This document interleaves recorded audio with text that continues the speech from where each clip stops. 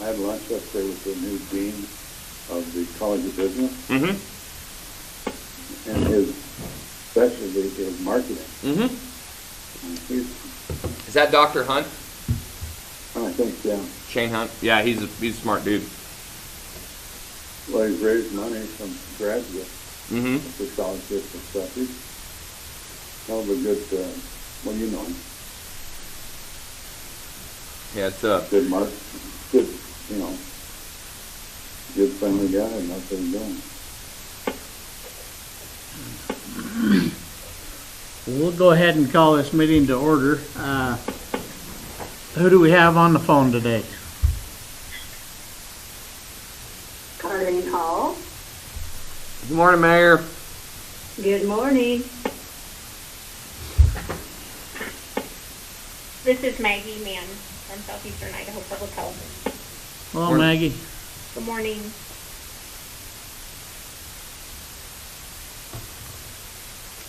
We have any other mayors on the line? Do we have any other legislators? All right. Just, you know, just me. So. Just you. Just the best.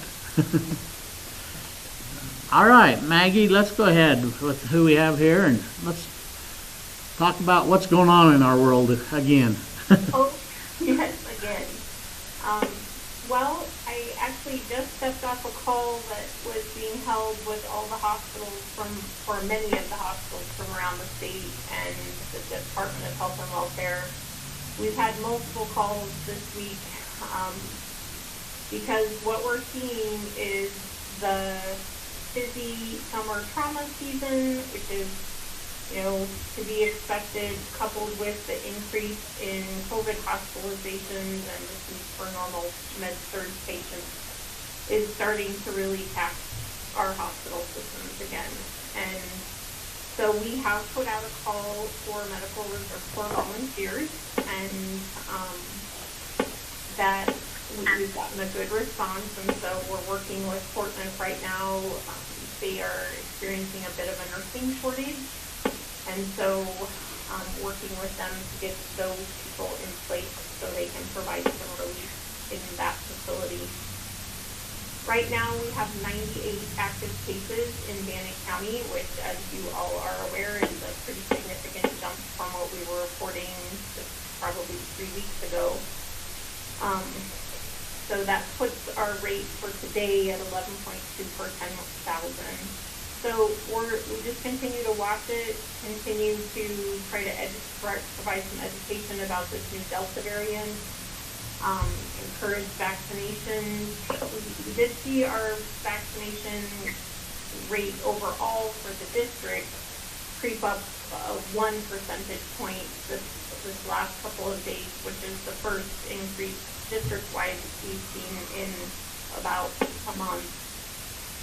And statewide, we're starting to see vaccinations increase slightly also. I think as people hear more about the Delta variant, it's motivating to them. So continue to do education about that. So that's kind of where we're at, and I'm happy to try to answer any questions. So Maggie, this Delta variant, what's a different method of testing for it? So it's the same method of collecting the sample and running the basic test to find out if you're positive for COVID. But then the sample needs to be sent to the State Bureau of Labs to do gene sequencing. And our state lab had very limited capacity to do variant testing really up until probably about 2 weeks ago. But they have been able to ramp that capacity up. And so before they were wanting a very limited kind of select number of samples. Now they've pretty much said, send us everything you've got. So I think it will probably take a while for testing locations to get on board with that, but we know that we have had a couple of positive deltas in our 8-county region. So if we've had a couple, we probably have a lot. Yeah, well, that's what I'd heard, is that actually we didn't have the capacity or the ability to test for the Delta for a while, and that's kind of where my question come from. Yep, you had good information about that. And then, as I read the hospital report, it looked like important if we had 4 on ventilators and 4 in ICU, they'd probably be the same 4, but a total of 12. So the last time I talked to Dan Snell, which was 2 days ago, they had 22 total COVID patients, and that they had been in the kind of 10 patient range through last week, and then it went to 15 and then down to 12 and back up to 15 and then it jumped to 21 and then 22. So, sometimes those reports get out of date very quickly. But I don't know. They may have been able to release half of those since I talked with him 2 days ago. Again, one of the things that we're hearing from the hospitals around the state that's causing some distress for them is that they have patients that they kind of get stabilized and on the mend, and they don't necessarily need hospital level care, but they're not ready to go home. And so normally what would happen would be they would release them to some kind of skilled nursing facility. But because of the requirements that have been placed on those facilities related to COVID, and because of staffing shortages, they aren't able to do that the way they normally would. And so that's causing kind of a backup of patients in the hospital that's stressing the staffing and bed capacity of the hospitals.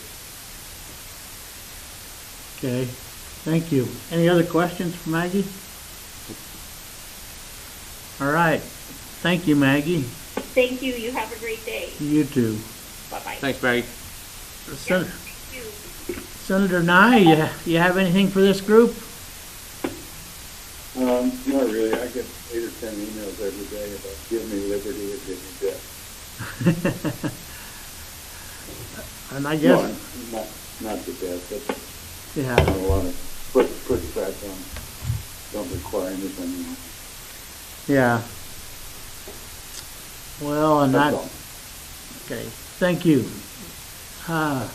Mayor Hall, how are you? I got to attend one day of the rodeo. There was a good crowd down there. Yeah, way to go. Yes, and hopefully we didn't have any COVID issues with that. I'm sad to hear it's creeping back up. Makes me a little nervous. And then I had heard one of our residents had passed away from COVID, and then I also heard that she had been vaccinated, so that makes me a little nervous. I need to find out for sure if that's the truth. And I do intend to do that here shortly. Uh-huh. Well, I think there's a lot of variables that hit each community with the people and with the what we ask people to do. I know it makes me. I'm sad, but I'm feeling like we need to wear the masks. I don't know. I'm a little nervous myself. I don't want to have that again. That was not a good time. But anyway, we have our movie in the park tonight. Our last one was really successful, and hopefully this one will be too. We finally got our new water lines in up on the town side, and that's nice to have completed. We just see it through the rest of the town. Yeah. We had a little bit of vandalism going on in the restrooms. We try to leave the restrooms open at night, and kids or people have been in vandalizing them. But we're asking people to try to cut back on their lawn watering, at least do it every other day, and try to conserve our water so that our tank isn't filling at night. And it usually does that later, but it's doing it already and trying to conserve a little bit. That's about it. So, how much has your water table dropped? You know, he didn't tell me. He just told me that the tank wasn't filling at night like it usually does. And he said he was very concerned. And Is that a pump issue? Is that a water issue? Or is that... it's a water issue. So, is it... So typically in your water table, if your water table's dropping and you're losing pressure, it's hydrostatic pressure, your well isn't normally deep enough. Because if you have high pressure, high water, good water years, the water table's higher, the pressure's higher, you don't need a deep enough well. Are you guys going to have to go in and punch a new well in? I mean, expansion of the city. I mean, does that make sense? We're having our water study.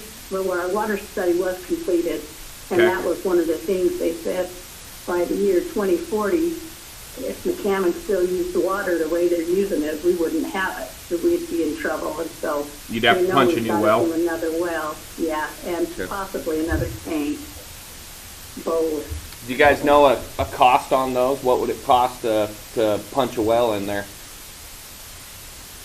Yes, they did have the cost breakdown. I don't have it with me, but it's That would just be interesting to know. I mean, that's just something, because mechanics can, almost. I'm thinking it was almost $8 million for the whole project, but it would be a matter of yeah, years, taking little bits at a time to get it do done. that. Well, keep us apprised, Okay. Okay. Did we have anybody else join us? Commissioner Tubby? No, that's it. Mayor, thanks for coming. And I'll just tell you that we've started Movies in the Park. We're doing it on Wednesday nights. And we've averaged a couple hundred people to Wow. the last two movies. Last night we had, what was her name? Anyway, we had a concert, and it was pretty well attended. We have King and Country coming in on Saturday. Yep, that'll be a big one. Looks like there's over 3,000 tickets been sold on that one. So there's a lot of activities going on. We encourage people to come out and enjoy themselves. Social distancing is always a personal preference. I see a lot of people know each other, so they like to be close to each other. But other than that, we're excited for the things going on in our area. It's been a very hot summer. Wes, is there anything that you would like to report to this group? No, I think we're just moving ahead with the update to the emergency operations plan, and we're still having a lot of success with the update to the hazard mitigation plan. And then Mayor Hall, it was good to see you at our local emergency planning committee meeting. Thank you. And It's good to be there. things are just moving forward at a steady pace. All right, any questions for Wes? Hearing none, we'll go ahead and end this meeting.